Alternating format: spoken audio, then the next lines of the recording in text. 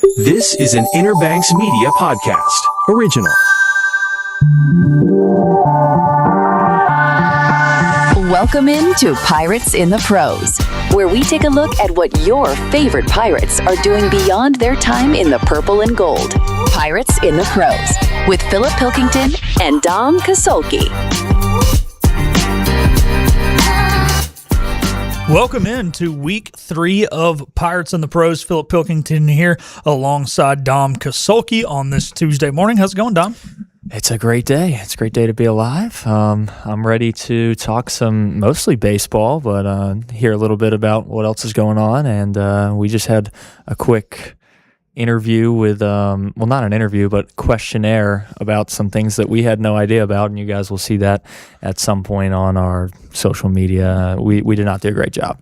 Yeah, follow the 94.3 The Game TikTok if you want to see me, Dom, and DeMarco and Mark Miller from 107.9 looking stupid, and you can see our station manager, Dylan McKay, looking a lot smarter on said topic. It is not a sports video, but it is a funny video. So if you're just joining us here for the first time, this is our Pirates in the Pros. We're going to be doing this all summer. It is available on 943thegame.com, the IBX Media app, and YouTube. So we highlight the Pirates in their time beyond the purple and gold. One of the things we want to mention is Tyler Snead, the Canadian Football League, 3 weeks in. It was weird, though. Like, only half the teams played week 1, the other half played week 2, so he has only played in 2 games. Last game, he had 5 catches, 80 yards, and a touchdown. Tyler Snead currently has 305 yards on the season. That is second in the CFL, only behind Tyson Philpott right now. So Snead off to a good start. He has a pair of touchdowns as well.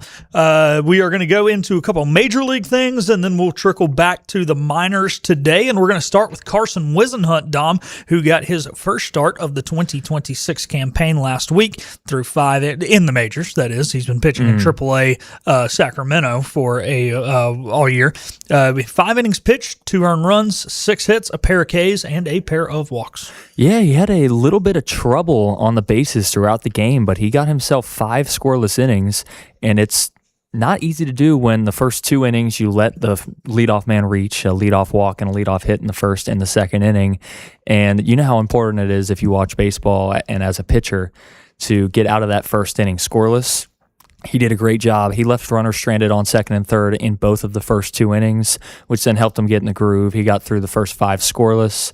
Unfortunately, in the 5th, the wheels kind of fell off, and 1 run comes home to score, left a couple runners on, the bullpen came in, 1 run came home to score after that. That was earned towards him. But for the most part, I mean, 5 scoreless, and he's the 6th man. It's nice to see from him. And hopefully he'll get called back up at some point for another start. And he did look pretty good, so I can see that happening with injuries. Yeah, and that is the key thing. So for those of you wondering when will his next start be, he got called back down immediately after the start. He was making a spot start. This is what it came down to. They do have their next 10 games, I should say, projected starters, and it's their 5-man rotation, 1, 2, 3, 4, 5, 1, 2, 3, 4, 5, right through the rotation. So right now, Dom, it's just a matter of, unfortunately, guys. I shouldn't say unfortunately guys are healthy. Yeah. We don't want to say it that way. But, unfortunately, like you said, he is the 6th man, and there's nothing wrong with that. It's just a matter of time. If you're an MLB club, you want to have a 6th starter that you trust. And right now, it seems like they do trust Carson. He's had 6 major league starts. It's just a matter of somebody having bad outings, getting sent down, getting injured, or, July 31st we'll be here before we know it when the trade deadline comes. Yep, and he kind of looks similar to his 5 starts from last year. You kind of know what you're getting with him, and he got a lot of outs with his changeup. He snuck in a few sliders for outs. His fastball was working for a couple outs, but the changeup did most of the damage. Got a lot of soft contact. The strikeouts came from the changeup a lot of the time. I think he had 1 with the fastball, but he did look solid, getting, I think it was 6 strikeouts. This past time it was 2. Oh, it's just 2 strikeouts, 6 hits allowed. But yeah, it had 2 strikeouts. Those 6 hits, it had a lot of runners on. But to be able to get out of that, out of those jams, show that you can be a major league pitcher, especially against the Atlanta Braves, one of the best offenses in the entire league. Yeah. He wasn't pitching against our Red Sox. Like, no. He was pitching against a competent He would have offense. went 7 against the Red Sox. At least.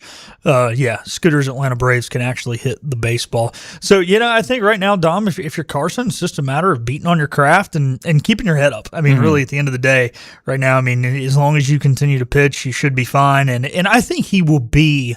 I think his ceiling is probably a number 2 or a number 3 guy in a rotation. I don't know if he's ever going to be an ace, but I think he can be a big leaguer for the better part of the next 10 years. Well, if you can, get yourself 5-6 innings every start, and it seems like he's quality like that, he's able to get out of jams. He can go somewhat deep into games. He's not going to get blown up super early. If he can just continue to do that and show that he can do that in the minors, and whenever he gets his chance to get called up again and gets another spot start, maybe it might turn into 2-3 starts in a row. And once that happens, he cements himself. And you don't know where he's going to, you said the trade deadline, you don't know if he's going to get traded somewhere and show that he's worth a spot in the rotation. And I don't think it's going to start as a second or third guy in the rotation. But, if he gets a 4th or 5th spot somewhere versus having the 6th spot and getting called down after every single start, which sucks. I know it's like you have a good start, you get called down. It's like, what does that do to your mental? But just like you said, keep the craft going, keep doing what you're doing, and eventually you'll get your big opportunity. You're getting small ones right now. The big one will come. Yeah, the key is he did get the win in that 7-5 victory. That was last Wednesday against the Atlanta Braves. Moving on, another Pirate who is back up in the majors after a short time in AAA, Dom, is Zach Agnos. He was sent down to AAA Albuquerque, and then he was called up on June the 5th. Again, we haven't really talked about him, but he is... Unfortunately, his appearances have been kind of spread out since his return to the big league ball club in Colorado. He had a start where he threw 3 innings, gave up 2 earned runs. That was on June 6th. Then on June the 12th, he threw 2 2/3 innings, 3 earned runs. That was a relief appearance. He followed it up with another relief appearance late last week. That was on the 17th when he threw 3 scoreless innings. Dom, unfortunately for Zach right now, it just kind of feels like he's mop-up duty. Yeah, that's the exact point I was going to talk about. Is he came in against the Cubs, and that was because their starter Sullivan went 4 innings, 9 hits, and 8 earned. So he comes in, they're down big. I think it's 8-2 at that point, 6-2. He comes in, they're down, and he does a great job of keeping the mindset of, hey, I know this isn't a close game, but I need to do my job. And I feel like he's kind of struggled with that because you're on the Rockies. You're not going to have a lot of games that are close, which, I mean, they did just win last night against our Red Sox. But the Rockies, for the most part, have not been a good baseball team this season, even if they've been better than last. And to be able to stay in that mindset on the mound and think that, hey, this is a big situation for me, this is a spot where I can shine, it's hard to do because sometimes you don't get locked in if you're down 6 runs, and it's like, does this really even matter? Well, the other tough thing too, Dom, you mentioned, that the starter had gotten shelled. One of his last outings before he got sent down, they were also down, I think it was 7-1. Mm-hmm. Not only is it tough, I think, for you to get in the mindset, but the other team's bats are feeling pretty damn good by the time he gets to the game. And anybody who's been a hitter knows when you feel hot and you're feeling good about yourself, you feel hot. You're feeling good about yourself. Yeah. So that's the other thing. It seems like sometimes he's just getting put in these situations. But unfortunately, he wasn't great at the beginning of the year in a better role. And this is kind of what he's gotten demoted to in a way, for lack of a better term. Yeah, it's tough, but, relievers only get so many chances in the big leagues, and when your ERA is above a 7 right now, like you said, he did not start the season strong, had good outings last year, but when you don't start the season strong and it's already on a team that can't pitch that well, so if you're at the bottom of the totem pole on a team that can't pitch, you're not going to get a spot somewhere that can pitch, so you have to prove yourself on this team, whether it's close games or not. So to go out there and pitch 3 scoreless innings, that's a start, but he's got to continue to do that. We need to see that through 3-4 more outings in a row where he's 1 earned run or less if he's going to get those 2 to 3 innings. And I hope that they keep giving him those opportunities and he shines, but he really, this is an important time for him. He can't get shelled for a couple outings straight and get sent down, because that's when you get sent down to the minors and you're down there for a long time. You are. Now, the good thing is I'm sure the ball doesn't jump quite out of the ballpark in Albuquerque like it does in Denver. Never been to Albuquerque, but I'm guessing it is less than a mile high. that does stink as well. That does make it tougher on any pitcher that goes to the Rockies. So, yeah, it is what it is. All righty, ready to move on to Carter Cunningham now? Yeah, sure. All right, let's go. Now we're going to highlight some of our players in the minors right now. We'll go to Carter Cunningham. He just completed his second full week of AA baseball in AA New Hampshire, still in the Toronto Blue Jays organization. On Tuesday of last week, he was 2 for 3 with a pair of doubles and a walk. He also on Wednesday got on base 4 times, 3 of those via the walk. He got on base twice on Thursday. He did go 0 for on Friday with some sort of sacrifice. He did have an RBI. I don't know if it was a ground out or a sacrifice. It's kind of hard to find the stats on some of this stuff. He was 1 for 4 on Saturday and 1 for 4 Sunday. But Dom, I mean, consistent here, and you worry sometimes when a guy gets pulled up, is he going to struggle? But he had an RBI double on his first weekend, hit the ball well 2 weeks ago, hit the ball well last week. Maybe he can be a consistent force there, at least for now, in AA New Hampshire. Well, he's still slugging the ball well, and that's what he started to do really well before he got called up, and I think that's the reason why he got called up. He's hitting the extra base hit a lot of the time now, where before that, he wasn't doing that at that same rate. His on-base percentage was similar throughout his years, but now that he's slugging the ball, he's getting it, hitting it into the gap, hitting it over the wall. It's a big difference for you to do that consistently in AA. And if he does that consistently, then I know we talked about it last week. Hopefully he gets a call up at some point, but it's going to have to be a long time doing it consistently. Yeah. But it's a good start. I mean, it's 2 weeks now, so it's not a big sample size. But Cunningham was a big part of ECU's offense, and we've seen what he can do. We've seen his power. I hope that the power surge continues throughout the minors and up and further out. But it's a long way. We're looking really forward. But I'm excited to see each week how he progresses. And so far, 2 weeks, progressing well. Yeah. Hey, if he makes it, he makes it. Even if he's the guy who debuts in the majors at 30 years old and becomes a whole thing, then he makes it. So, all righty, moving on now to our next former Pirates guy we have not talked about, and that is Dixon Williams. He is hitting .218 on the year. He's had a bit of a rough start to the season. However, a big week last week. We want to highlight him. We're going to definitely check in on him next week to see if he can build off his big week last week. We're going to run down through it here on Tuesday of last week. He was 1 for 4 with a 2-run homer. Wednesday, he was 2 for 4, also hit a home run. Friday, he was 2 for 4 with a pair of doubles. Did go 0 for on. He didn't play in the Thursday game. Went 0 for on Saturday and had a pair of singles on Sunday here, Dom. So, a little bit of power, some extra base hits, some singles as well. So that's good to see. No walks in there, I don't think. That was kind of a weird. You go that many days without walking, especially in minor league baseball. But maybe swinging early in counts. So, I mean, hey, 2 home runs, can't complain. Well, it's great to see because he has been struggling, and you're a 4th-round draft pick. You have a chance to move your way up into the majors at some point. He's in the Braves system, but the big thing with him is so far it's a weird stat. Bases empty, he's batting .172 with a .529 OPS. With runners in scoring position, he's batting .309 with just above a 1,000 OPS, which I didn't tell you before because I wanted to see your reaction. Which wow, some players just have the clutch gene, and if you have that, that's something that not everybody has. So if he can just lock in when he might be the leadoff bat of an inning, he can start getting on base. He can start taking those walks that you're mentioning that he hasn't been taking. He starts getting a leadoff single, just anything to get himself on base without runners on. He can be an electric bat because he has that clutch gene. Yeah, that's pretty impressive.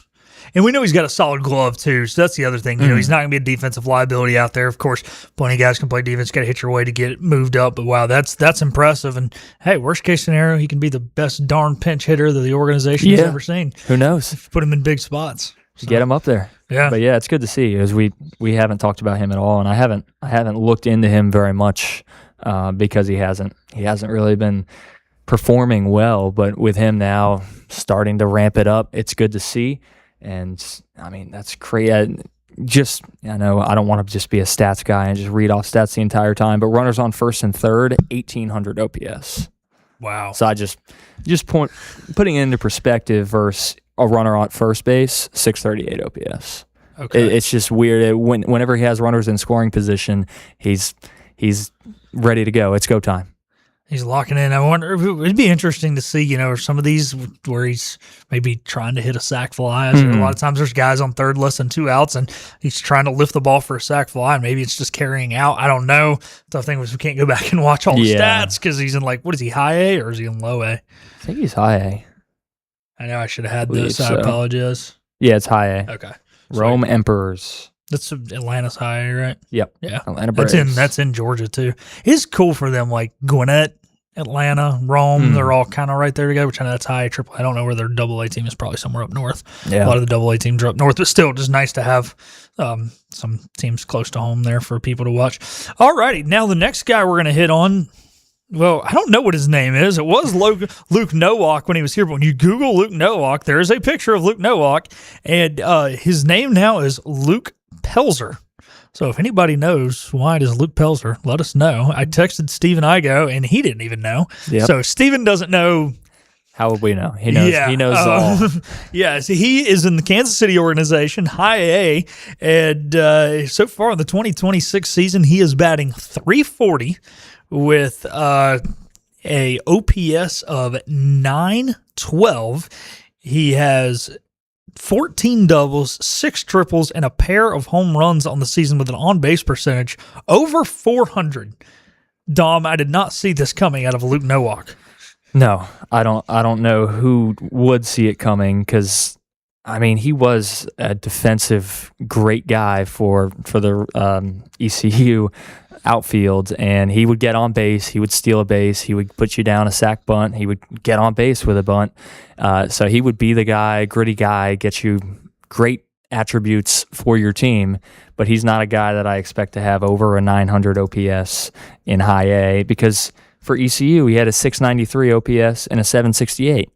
So he wasn't lifting the ball like he is now for Quad Cities. I think it's Quad City River Bandits, which is funny because of the River Bandits name, but just it blows my mind. Yeah.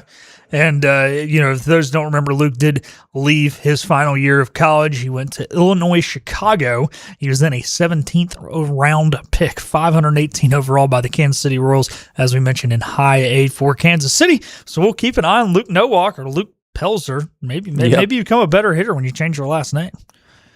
Maybe I should have changed my last name and I became faster. Yeah, could have been the wide receiver of the ECU Pirates. Yeah, I know. At some point. Only I could have run a 4.4, You got the hands. Yeah, that I do have. Just needed the speed.